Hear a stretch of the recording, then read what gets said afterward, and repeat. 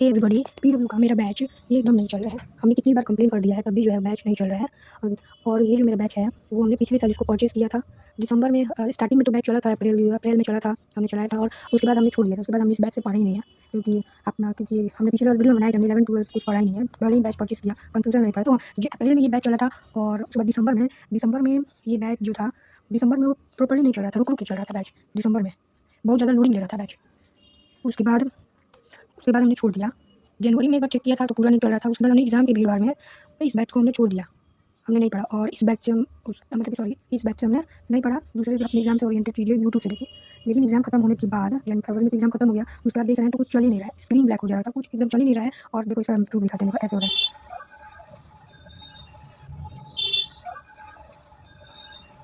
तो ये बैच जो है मेरा चल नहीं रहा है। तो फरवरी में तो एग्ज़ाम खत्म हो गया था, तो मार्च से हमने प्रॉपर कंप्लेनिंग स्टार्ट किया है मेल में और प्रूफ भी सारा भेजा। हमको बोला गया था कि आप वीडियो बना के भेजिए, फिर ये सब भेजिए, तो हमने भेजा है। तो यार पीडब्ल्यू का जो टीम है वो कुछ बोल ही नहीं रहा है। बार-बार जो है मेरा कंप्लेंट क्लोज़ हो जा रहा है। बार-बार हम भेज रहे हैं, बार-बार मेरा कंप्लेंट क्लोज़ हो रहा है। एक बार बोला गया था कि आपको आपका रिफंड मिल जाएगा, आप अपना फी रिसीप्ट भेजिए, सॉरी ये जो पेमेंट का होता है ऑर्डर आईडी, ये ऑर्डर वाला ये भेजिए। तो हमने उस टाइम नहीं भेजा था।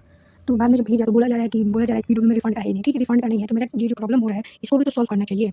ये भी तो प्रॉब्लम, जो बैच मेरा नहीं चल रहा है, स्क्रीन मेरा ब्लैक हो जा रहा है, पता नहीं क्या हो गया है, नहीं चल रहा। मतलब कि जनवरी से ये बैच प्रॉपर नहीं चल रहा है। जनवरी, फरवरी, मार्च, अप्रैल में मतलब 5-6 महीना हो गया और ये बैच जो है चल ही नहीं रहा है।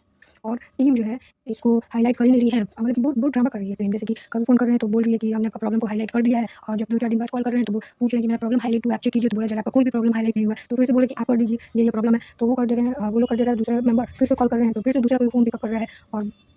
और फिर से बोला जा रहा है कि आपका कुछ भी नहीं हुआ प्रॉब्लम, आपका कुछ भी प्रॉब्लम हाईलाइट ही नहीं हुआ है, तो बैच आपका चल रहा है कि नहीं चल रहा है। और मेल के थ्रू हम कर रहे हैं तो उनको मेल कंप्लेन नंबर जो आईडी होता है वो दे दिया जा रहा है।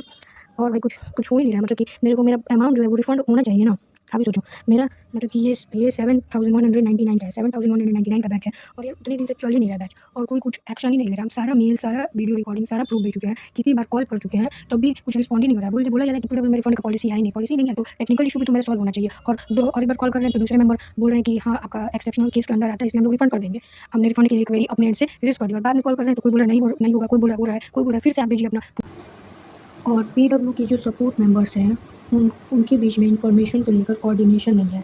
कोई कुछ इन्फॉर्मेशन बोल रहा है, कोई कुछ इन्फॉर्मेशन बोल रहा है।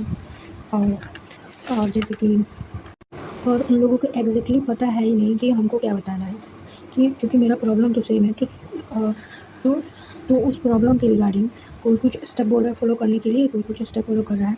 कितने मेंबर्स ने मेरे को बोला कि आप ट्रबल शूटिंग स्टेप को फॉलो कीजिए, जो कि सही भी था और उसको हमने किया भी। ऑन कॉल उन्होंने करवाया भी कि आप लॉगिन लॉग आउट कीजिए, डीएनएस सेटिंग्स चेंज कीजिए और भी जो फर्दर स्टेप्स होता है, ठीक है।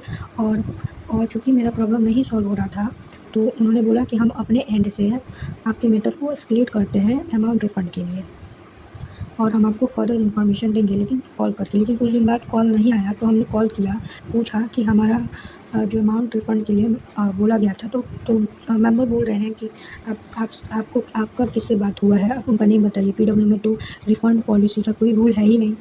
तो मेरे को तो नाम तो पता नहीं था कि किसने किया। तो हम बोले कि आप चेक कर लीजिए कि मेरा मैटर जो है वो एस्केलेट हुआ है कि नहीं, ये रजिस्टर्ड मोबाइल नंबर है। तो वो दूसरे मेंबर चेक करते थे तो बोलते थे कि कोई भी मैटर जो है एस्केलेट हुआ ही नहीं है। तो हम देखो कितनी बार हमने कॉल किया, तो जो मान लेते जो पर्सन है उसने बोला कि हमने मैटर को आपको एस्केलेट कर दिया है, लेकिन उन्होंने एक्चुअली में शायद नहीं किया है। और ऐसा हम अलग अलग 2-3 मेंबर से बात किए और उन्होंने बोला कि आपका मैटर हमने एस्केलेट कर दिया है। फिर से दोबारा कॉल करने पे मान लेते बी मेंबर जो है वो बोलते थे कि ऐसा हमको कोई भी इन्फॉर्मेशन यहाँ पे शो नहीं हो रहा है। और कितनी बार हमने कॉल किया है तो मेंबर्स ने कोई मेंबर्स ने रूडली भी बात किया है और कोई ने बीच में ही मेरे को फ़ोन और जो है वो कट कर देते थे। और कितने ने पोलाइटली बात की है और जो स्टेप होता है उन्होंने बताया।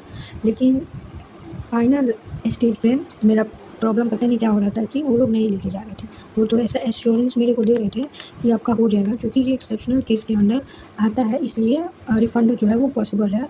और उन्होंने एक बार ये भी बोला था कि आप अपना फी रिसिप्ट जो है वो शो कीजिए, मेल कीजिए, ताकि हम ये वेरीफाई कर सकें कि आपने एक्चुअली में पेमेंट किया है कि नहीं। तो वो सब तो चीज़ हमने भेज दिया था। तो यही बात है कि कोई बोल रहा है रिफ़ंड होगा, कोई बोल रहा है नहीं होगा, कोई बोल रहा है कि आपका एक्सेप्शनल केस के अंडर आता है इसलिए आपका रिफ़ंड होगा। और कितने लोगों ने पोलाइटली बात किया है लेकिन उन्होंने मिसगाइड किया है। या फिर झूठ झूठ बोला है, सही सही नहीं बोला है, ताकि मेरे को अच्छा लगे कि मेरा प्रॉब्लम सॉल्व हो रहा है और ताकि उनको रेटिंग मिल जाए। क्योंकि कॉल कट करने के बाद वो रेटिंग वाला ऑप्शन आता है कि आप 1 से लेके 5 तक रेट कर सकते हो। खैर ये जो भी हो, लेकिन मेरा प्रॉब्लम जो है वो सॉल्व नहीं हुआ। प्रॉपर 3 मंथ से हम कंप्लेन कर रहे हैं। अपने एंड से मेरा जितना बन पाया है, जितना मेरे को करना चाहिए, जितना उन्होंने बताया कि आप मेल कीजिए, ट्रबल शूटिंग स्टेप कीजिए, अपना सारा प्रूफ जो है वो शेयर कीजिए।